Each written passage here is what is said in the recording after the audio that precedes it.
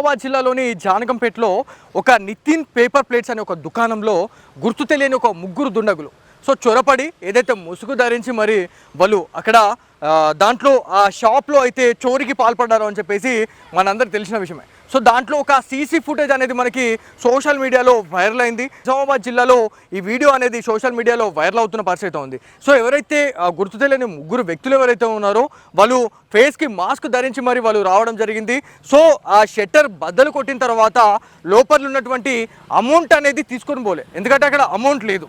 So దాంట్లో ఉన్నటువంటి విలువైన వస్తువులు ఏవైతే ఉంటాయో దాదాపు 50 నుంచి 60 వేల విలువైన వస్తువులను అయితే వాళ్ళు ఎత్తుకెళ్లారు అని చెప్పేసి మనకు తెలుస్తూ ఉంది. సో దీంట్లో క్లియర్ కట్గా పోలీస్ అధికారులు అయితే చాలామందికి ఒక కాషన్ అయితే ఇవ్వడం జరుగుతూ ఉంది. సో చాలామందికి అవేర్నెస్ కూడా చేస్తున్న పరిస్థితి ఉంది. సో మీ ఏరియాలలో ఎవరైనా గుర్తు తెలియని వ్యక్తులు ఎవరైనా వస్తే డెఫినెట్లీ డయల్ 100కి కాల్ చేయండి అని చెప్పేసి ఎంత మొత్తుకున్నా కూడా చాలామంది దీన్ని చాలా లైట్గా తీసుకుంటా ఉన్నారు. సో ఎవరైతే తాళాలు వేసినటువంటి ఇండ్లు ఏవైతే ఉన్నాయో వాటిని మాత్రమే నైట్ టైంలో టార్గెట్ చేస్తూ ఉన్నారు. అంటే పొద్దున పూట మొత్తం రెక్కి చేశారు. ఇలా లిటరలీ చెప్పాలంటే పొద్దున మొత్తం చూస్తూ ఉంటారు ఏ గల్లీలో ఎవరున్నారు, ఏ ఇంట్లో ఎవరున్నారు, ఏ ఇంట్లో ఎంతమంది ఉన్నారు, ఆ ఇంట్లో ఓన్లీ లేడీసే ఉన్నారా, లేకపోతే ఎవరైతే ఏజ్డ్కి సంబంధించిన వాళ్ళే ఎక్కువగా ఉన్నారా అనే దానిపైన చూసుకొని ఎవరి ఇంట్లో దాడి చేస్తే ఎవరి ఇంట్లో ఇదంతా కూడా చోరీ చేస్తే మనం సేఫ్గా బయటపడతామనే దానిపైన కూడా రెక్కి చేసి మరి వీళ్ళు ఈ దొంగతనాలకైతే పాల్పడుతున్నారు అని చెప్పేసి మనకైతే తెలుస్తూ ఉంది. సో గతంలో మనం మొన్న మాట్లాడుకున్నాం, ఒక నైట్ టైంలో ఒక అర్ధరాత్రి టైంలో 2 గంటల సమయంలో ఒక బ్యాటరీ అంటే ఛార్జర్ కోసం ఒక వ్యక్తి ఒక ఇంట్లో చొరబడడం జరిగింది.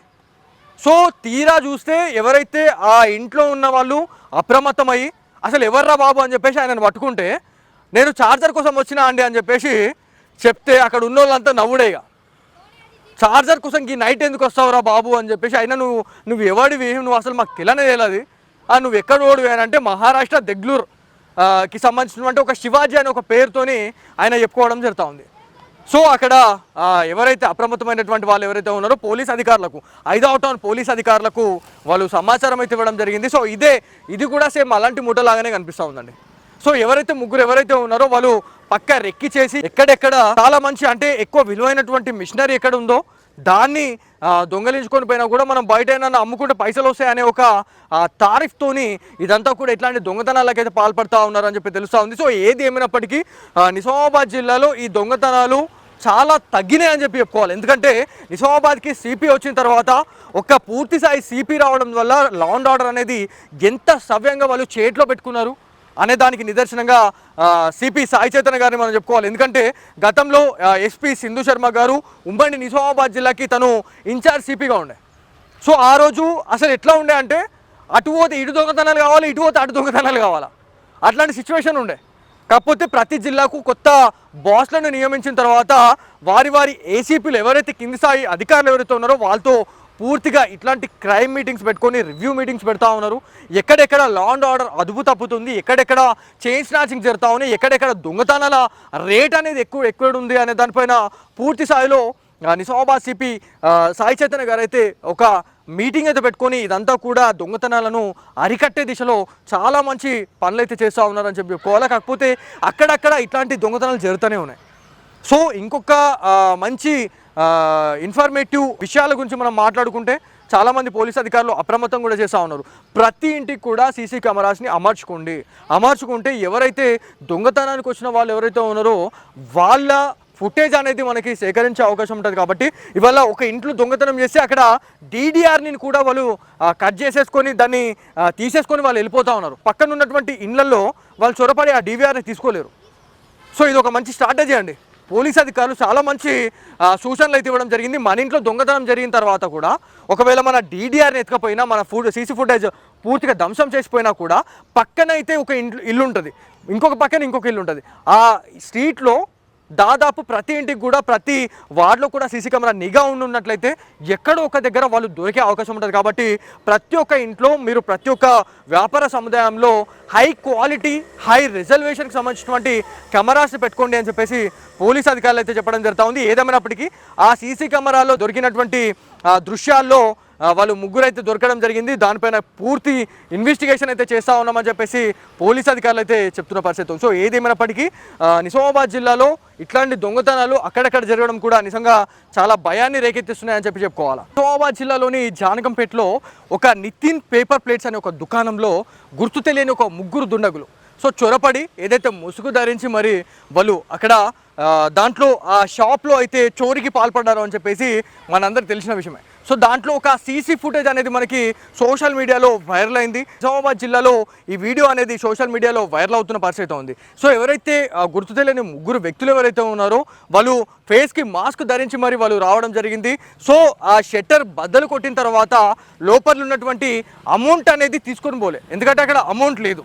సో దాంట్లో ఉన్నటువంటి విలువైన వస్తువులు ఏవైతే ఉంటాయో దాదాపు 50 నుంచి 60 వేల విలువైన వస్తువులను అయితే వాళ్ళు ఎత్తుకెళ్లారు అని చెప్పేసి మనకు తెలుస్తూ ఉంది. సో దీంట్లో క్లియర్ కట్గా పోలీస్ అధికారులు అయితే చాలామందికి ఒక కాషన్ అయితే ఇవ్వడం జరుగుతూ ఉంది. సో చాలామందికి అవేర్నెస్ కూడా చేస్తున్న పరిస్థితి ఉంది. సో మీ ఏరియాలలో ఎవరైనా గుర్తు తెలియని వ్యక్తులు ఎవరైనా వస్తే డెఫినెట్లీ డయల్ 100కి కాల్ చేయండి అని చెప్పేసి ఎంత మొత్తుకున్నా కూడా చాలామంది దీన్ని చాలా లైట్గా తీసుకుంటా ఉన్నారు. సో ఎవరైతే తాళాలు వేసినటువంటి ఇండ్లు ఏవైతే ఉన్నాయో వాటిని మాత్రమే నైట్ టైంలో టార్గెట్ చేస్తూ ఉన్నారు. అంటే పొద్దున పూట మొత్తం రెక్కి చేశారు ఇలా. లిటరలీ చెప్పాలంటే పొద్దున మొత్తం చూస్తూ ఉంటారు ఏ గల్లీలో ఎవరున్నారు, ఏ ఇంట్లో ఎవరున్నారు, ఏ ఇంట్లో ఎంతమంది ఉన్నారు, ఆ ఇంట్లో ఓన్లీ లేడీసే ఉన్నారా, లేకపోతే ఎవరైతే ఏజ్డ్కి సంబంధించిన వాళ్ళే ఎక్కువగా ఉన్నారా అనే దానిపైన చూసుకొని ఎవరి ఇంట్లో దాడి చేస్తే ఎవరి ఇంట్లో ఇదంతా కూడా చోరీ చేస్తే మనం సేఫ్గా బయటపడతామనే దానిపైన కూడా రెక్కి చేసి మరి వీళ్ళు ఈ దొంగతనాలకైతే పాల్పడుతున్నారు అని చెప్పేసి మనకైతే తెలుస్తూ ఉంది. సో గతంలో మనం మొన్న మాట్లాడుకున్నాం, ఒక నైట్ టైంలో ఒక అర్ధరాత్రి టైంలో 2 గంటల సమయంలో ఒక బ్యాటరీ అంటే ఛార్జర్ కోసం ఒక వ్యక్తి ఒక ఇంట్లో చొరబడడం జరిగింది. సో తీరా చూస్తే ఎవరైతే ఆ ఇంట్లో ఉన్న వాళ్ళు అప్రమత్తమయ్యి అసలు ఎవర్రా బాబు అని చెప్పేసి ఆయనను పట్టుకుంటే నేను ఛార్జర్ కోసం వచ్చినా అండి అని చెప్పేసి చెప్తే అక్కడ ఉన్న వాళ్ళంతా నవ్వుడేగా, ఛార్జర్ కోసం ఈ నైట్ ఎందుకు వస్తావురా బాబు అని చెప్పేసి అయినా నువ్వు ఎవడివి, నువ్వు అసలు మాకు తెలియదు, నువ్వు ఎక్కడ ఓడివి అని అంటే మహారాష్ట్ర దెగ్లూర్కి సంబంధించినటువంటి ఒక శివాజీ అనే ఒక పేరుతోని ఆయన చెప్పుకోవడం జరుగుతూ ఉంది. సో అక్కడ ఎవరైతే అప్రమత్తమైనటువంటి వాళ్ళు ఎవరైతే ఉన్నారో పోలీస్ అధికారులకు 5వ టౌన్ పోలీస్ అధికారులకు వాళ్ళు సమాచారం అయితే ఇవ్వడం జరిగింది. సో ఇది కూడా సేమ్ అలాంటి మూటలాగానే కనిపిస్తూ ఉందండి. సో ముగ్గురు ఎవరైతే ఉన్నారో వాళ్ళు పక్క రెక్కి చేసి ఎక్కడెక్కడ చాలా మంచి అంటే ఎక్కువ విలువైనటువంటి మిషనరీ ఎక్కడ ఉందో దాన్ని దొంగలించుకొని పోయినా కూడా మనం బయట ఏమైనా అమ్ముకుంటే పైసలు వస్తాయనే ఒక తారీఫ్తోని ఇదంతా కూడా ఇట్లాంటి దొంగతనాలకైతే పాల్పడుతూ ఉన్నారని చెప్పి తెలుస్తూ ఉంది. సో ఏది ఏమైనప్పటికీ నిజామాబాద్ జిల్లాలో ఈ దొంగతనాలు చాలా తగ్గినాయి అని చెప్పుకోవాలి. ఎందుకంటే నిజామాబాద్కి సిపి వచ్చిన తర్వాత ఒక పూర్తి స్థాయి సిపి రావడం వల్ల లా అండ్ ఆర్డర్ అనేది ఎంత సవ్యంగా వాళ్ళు చేతిలో పెట్టుకున్నారు అనే దానికి నిదర్శనంగా సిపి సాయి చైతన్య గారిని మనం చెప్పుకోవాలి. ఎందుకంటే గతంలో ఎస్పీ సింధు శర్మ గారు ఉమ్మడి నిజామాబాద్ జిల్లాకి తను ఇన్ఛార్జ్ సిపిగా ఉండే. సో ఆ రోజు అసలు ఎట్లా ఉండే అంటే అటు పోతే ఇటు దొంగతనాలు కావాలి, ఇటు పోతే అటు దొంగతనాలు కావాలా, అట్లాంటి సిచ్యువేషన్ ఉండే. కాకపోతే ప్రతి జిల్లాకు కొత్త బాస్లను నియమించిన తర్వాత వారి ఏసీపీలు ఎవరైతే కింది స్థాయి అధికారులు ఎవరైతే ఉన్నారో వాళ్ళతో పూర్తిగా ఇట్లాంటి క్రైమ్ మీటింగ్స్ పెట్టుకొని రివ్యూ మీటింగ్స్ పెడతా ఉన్నారు.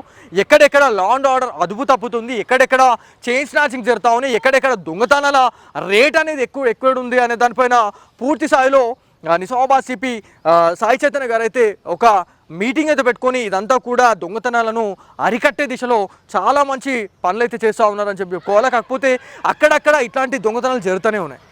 సో ఇంకొక మంచి ఇన్ఫర్మేటివ్ విషయాల గురించి మనం మాట్లాడుకుంటే చాలామంది పోలీస్ అధికారులు అప్రమత్తం కూడా చేస్తూ ఉన్నారు.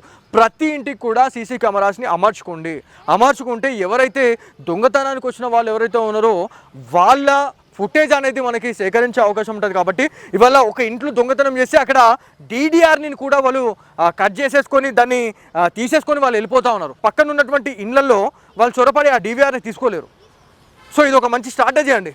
పోలీస్ అధికారులు చాలా మంచి సూచనలు అయితే ఇవ్వడం జరిగింది. మన ఇంట్లో దొంగతనం జరిగిన తర్వాత కూడా ఒకవేళ మన డీడీఆర్ని ఎత్తుకపోయినా మన సీసీ ఫుటేజ్ పూర్తిగా ధ్వంసం చేసిపోయినా కూడా పక్కన అయితే ఒక ఇల్లు ఉంటుంది, ఇంకొక పక్కన ఇంకొక ఇల్లు ఉంటుంది. ఆ స్ట్రీట్లో దాదాపు ప్రతి ఇంటికి కూడా ప్రతి వార్డులో కూడా సీసీ కెమెరా నిఘా ఉన్నట్లయితే ఎక్కడో ఒక దగ్గర వాళ్ళు దొరికే అవకాశం ఉంటుంది. కాబట్టి ప్రతి ఒక్క ఇంట్లో మీరు ప్రతి ఒక్క వ్యాపార సముదాయంలో హై క్వాలిటీ హై రిజర్వేషన్కి సంబంధించినటువంటి కెమెరాస్ పెట్టుకోండి అని చెప్పేసి పోలీస్ అధికారులు అయితే చెప్పడం జరుగుతూ ఉంది. ఏదేమైనప్పటికీ ఆ సీసీ కెమెరాలో దొరికినటువంటి దృశ్యాల్లో వాళ్ళు ముగ్గురు అయితే దొరకడం జరిగింది. దానిపైన పూర్తి ఇన్వెస్టిగేషన్ అయితే చేస్తూ ఉన్నామని చెప్పేసి పోలీస్ అధికారులు అయితే చెప్తున్న పరిస్థితి. సో ఏదేమైనప్పటికీ నిజామాబాద్ జిల్లాలో ఇట్లాంటి దొంగతనాలు అక్కడక్కడ జరగడం కూడా నిజంగా చాలా భయాన్ని రేకెత్తిస్తున్నాయని చెప్పుకోవాలి.